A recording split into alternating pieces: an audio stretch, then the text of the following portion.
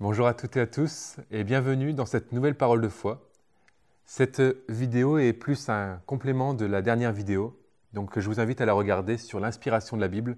Et celle-ci, comme vous l'avez vu dans le titre, c'est quelle version de la Bible choisir. Alors nous allons essayer de un peu décortiquer les versions de la Bible, c'est quelles sont, comment on peut en choisir une, et que vous puissiez chacun vous faire aussi votre idée et choisir celle qui vous convient le mieux. Rappelons d'abord ce verset, parce qu'il est bien aussi de rappeler le verset que nous avons lu dans la dernière vidéo, dans 2 Timothée 3,16, qui est écrit « Toute écriture est inspirée de Dieu, et utile pour enseigner, pour convaincre, pour corriger, pour instruire dans la justice, afin que l'homme de Dieu soit accompli et propre à toute bonne œuvre. » Un verset important, qui est important encore de réaliser aujourd'hui, de simplement mettre en pratique dans nos vies aussi. La parole de Dieu est inspirée de Dieu et nous pouvons l'utiliser pour plein de choses comme enseigner, elle peut convaincre, elle peut corriger, elle peut instruire dans la justice. Vous avez le verset et je vous invite aussi à méditer vraiment sur ce sujet. Il convient déjà de préciser aussi que ce n'est pas une traduction qui est inspirée de Dieu, mais c'est l'original de la Bible qui est inspiré pleinement de Dieu, c'est-à-dire l'Ancien Testament en hébreu et les diverses parties en araméen, et le Nouveau Testament en grec. C'est cela qui est vraiment inspiré de Dieu. Bien sûr, ça ne veut pas dire que les traductions ne sont pas inspirées de Dieu, parce que les traducteurs, normalement, se mettent dans des conditions, se placent devant Dieu pour traduire aussi de la meilleure manière que Dieu voudrait, et se laissent inspirer aussi pour traduire. Mais nous devons nous rappeler tout de même que ce verset dit que ce sont les textes originaux qui sont inspirés de Dieu. Nos traductions ne sont pas donc à jeter pour la plupart, parce que certaines traductions sont bonnes, mais pas toutes. Malheureusement, il y a des traductions qui sont un peu mauvaises. Nous allons en voir une notamment, et c'est pourquoi nous devons vraiment examiner chacune des traductions de la Bible et voir laquelle est la meilleure pour notre méditation personnelle de la Bible.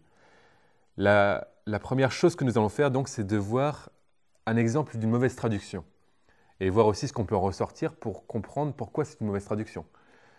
Cette traduction s'appelle la traduction du monde nouveau. Vous la connaissez peut-être, c'est la Bible des témoins de Jéhovah. Alors pourquoi elle est mauvaise? C'est vrai qu'on pourrait se dire pourquoi elle est mauvaise. Est-elle vraiment différente de nos Bibles habituelles? Eh bien oui, parce que quand on s'intéresse à la doctrine des témoins de Jéhovah, on remarque que plusieurs choses ne sont pas du tout en accord avec ce que dit la Bible, et donc la Bible dans le texte original, et donc la doctrine de la Bible. Par exemple, il y a quelque chose qu'il rejette, qu'il nie, c'est la divinité de Jésus. Et nous avons donc dans 1 Jean 1,18 quelque chose qui est écrit à propos de Jésus. Dans nos traductions à nous, il est écrit que Jésus est Dieu le Fils unique. Et eux vont plutôt traduire « il est le Dieu unique engendré ». Cela montre bien qu'ils excluent totalement que Jésus est le Fils de Dieu, et donc ils excluent qu'il est venant de Dieu, qu'il est divin. Et ils vont aussi appuyer sur le mot « engendré » qui n'est pas du tout dans l'original. Il sort un peu comme ça parce qu'ils doivent faire passer leur doctrine. Et donc, ils vont montrer plutôt que Jésus est humain alors qu'il est aussi Dieu. Vous voyez, ça équivaut vraiment à rejeter la divinité de Jésus.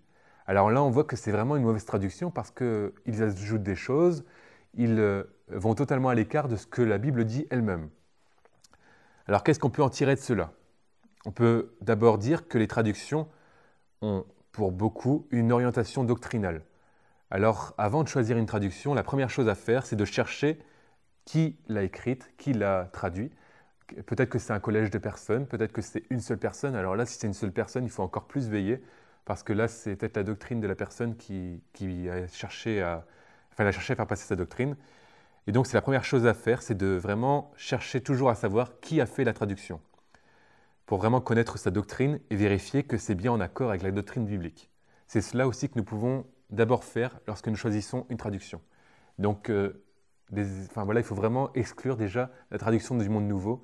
Si nous voulons vraiment être le plus proche du texte original, c'est une Bible que nous ne pouvons pas du tout avoir. Surtout pour nos... on peut la consulter, mais ça ne sert à rien pour notre lecture personnelle. Le second point, c'est de voir deux sortes de traductions. Nous avons notamment des traductions littérales d'une part et des traductions dynamiques. D'abord, les traductions littérales, ce sont celles qui vont chercher à être le plus proche du texte, celles qui vont traduire mot à mot et qui vont chercher à dire ce que dit le texte le plus possible, être vraiment le plus proche du texte sans trop en dévier. La plus extrême dans ce cas-là, c'est la version de Darby, qui va être la plus littérale, mais malheureusement, du coup, elle va employer parfois un langage soutenu, parce qu'elle a été faite aussi il y a longtemps, et donc il y a des mots difficiles à comprendre, et parfois, elle est tellement littérale que les mots sont dans l'ordre du grec, mais l'ordre du français n'est pas pareil, alors nous avons du mal à comprendre ce qu'elle dit. Mais plus facilement, il y a la seconde 1910, donc qui a été traduit par Louis II, qui était un théologien en 1910, qui est une bonne traduction, qui est littérale. Nous avons la version à la Colombe, qui est aussi une révision de la version 1910 de Louis II. Et il y a aussi la seconde 21, qui est la seconde 1910, mais avec les mots d'aujourd'hui, et retraduit à partir des textes originaux du grec et de l'hébreu. Et parfois, au début de nos Bibles, il est écrit, comme je viens de le dire, traduit à partir des textes originaux en grec et en hébreu. Et d'autres fois, ce sont des révisions. Donc le texte est mis à jour avec les mots d'aujourd'hui, mais à partir du texte déjà traduit. On peut notamment penser aux textes traduits du latin directement. Certaines Bibles catholiques ont fait ça, elles ont été traduites à partir du latin. Alors là, le problème, c'est que c'est une traduction d'une traduction. Alors on s'éloigne encore plus parfois du texte original. Et là, ça peut être un danger aussi. Ce qu'il faut vraiment privilégier, c'est de prendre une traduction qui est vraiment plus proche de l'original et non une révision. S'il y a écrit au début de vos Bibles, traduit à partir des textes originaux en grec et en hébreu, alors il vaut mieux privilégier cela. Enfin, il y a les traductions dynamiques, qui vont chercher plutôt à faire ressortir plutôt le sens du texte que de traduire mot à mot. Parmi eux, il y a la Bible du Semeur, qui va parfois dévier un peu du texte original pour chercher le sens du texte. Il y a la Bible en français courant ou la Bible encore Parole de vie. C'est plus facile à comprendre, bien sûr, parce que la Bible Parole de vie, par exemple, est aussi avec les mots d'aujourd'hui, et c'est une bonne Bible à distribuer en évangélisation, par exemple. Et ils vont on va comprendre le texte dans son contexte. Et l'exemple le plus flagrant de cette traduction, par exemple, c'est lorsque l'on parle de la repentance. Dans les versions comme la seconde 1910, le mot repentance ne change pas. On voit le mot simplement, et on sait que ça réfère à la repentance, donc à ce que veut dire le mot dans son sens général, qui englobe plein de choses. Sa définition est vraiment large du mot repentance. Alors que la Semeur, par exemple, va traduire une partie de ce que veut dire ce mot. Repentance est traduit dans beaucoup de passages de la Semeur « changement de vie ». Mais le problème, c'est que le mot repentance, là, n'est plus vraiment à la même valeur qu'il est censé avoir. Et donc, nous perdons du sens. Là, c'est vrai, il cherche à montrer le sens dans son contexte, mais nous perdons vraiment le sens du mot et ce que Dieu a voulu nous dire à travers ce mot. Donc, parfois, il est préférable de privilégier une traduction littérale. Parce que la repentance n'est pas seulement un changement de vie, c'est un changement de mentalité, c'est un changement d'attitude, mais c'est aussi la conséquence de la prise de conscience du péché, le fait d'avoir fait ce qui était contraire à Dieu. Mais ça englobe tellement de choses que si on traduit seulement changement de vie, alors là, on perd totalement du sens. Alors s'il y a un conseil qu'on peut donner, c'est pour une lecture plus fidèle au texte, il est préférable de choisir une version littérale et non une version dynamique. Cependant, il n'est pas non plus à rejeter les versions dynamiques, parce que la Bible du Semeur, par exemple, est très intéressante pour comparer, pour comprendre plus facilement ce que nous lisons dans les versions littérales. En conclusion, on peut se demander quelle version choisir. Cela dépendra d'abord de ce qu'on veut en faire. Si nous voulons offrir à un nouveau, il est préférable d'offrir peut-être une seconde 21 qui est littérale et proche du texte et facile à comprendre, ou une Bible en français courant ou une Bible Parole de vie, qui est dans un niveau de langue bien plus courant aussi. La seconde 21 est vraiment celle des littérales qui est le plus à privilégier pour une lecture quotidienne aussi. Cependant, la seconde 1910 est aussi bien pour la lecture dans le quotidien.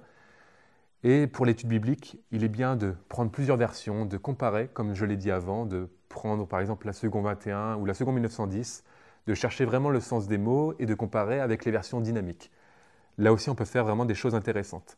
Par contre, il est à déconseiller de prendre la Darby dans sa lecture quotidienne parce qu'elle a un niveau de langue très élevé.